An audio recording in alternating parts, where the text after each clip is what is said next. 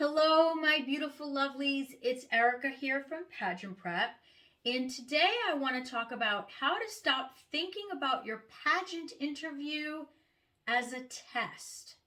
So, one of the biggest mistakes that you might be making in your pageant interview is thinking of the interview as a test instead of a commercial.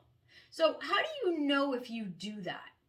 Let's pretend that you're in your pageant interview right now. Answer one of the following two pageant questions out loud right now. 1. What is the last book you read? What is your favorite TV show? Okay. When you answered either of those questions, if you did with the name of the book or the name of the TV show, and that was it, you're approaching it as a test. Test answers give you one item of value in the answer, and that's it. So, in those answers, if that was actually your pageant interview, the judges only learned one piece of information about you. Why is this a mistake? Because you had a great opportunity in both of those questions to give the judges a whole lot of information, and you sold yourself short and missed two key opportunities. I'm going to show you what I mean. Let's start with question 1. What's the last book you read? If you answered like a test answer, you may have said, A Molecular Approach to Chemistry for my organic chemistry class.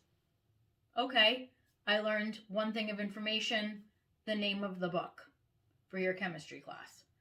But if you answered it like a commercial, you could have said, I plan to become a medical examiner and I'm currently pursuing a degree in forensics from the University of Alabama.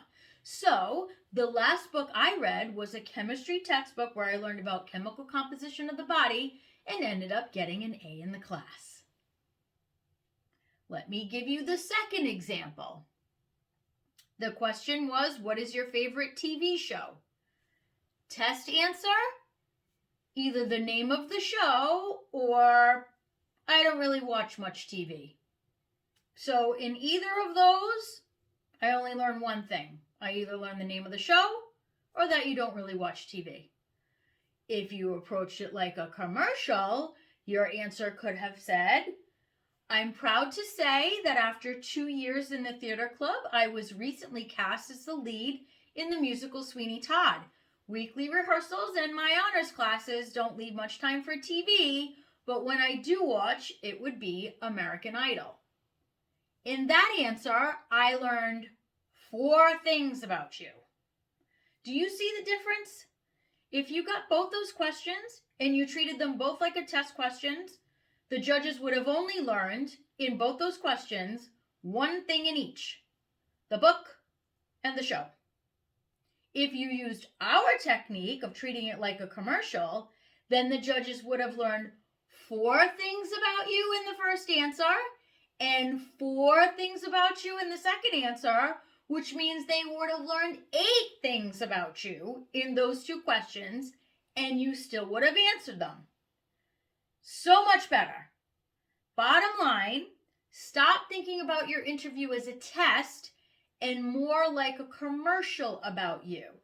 Now the trick is, how do you do that?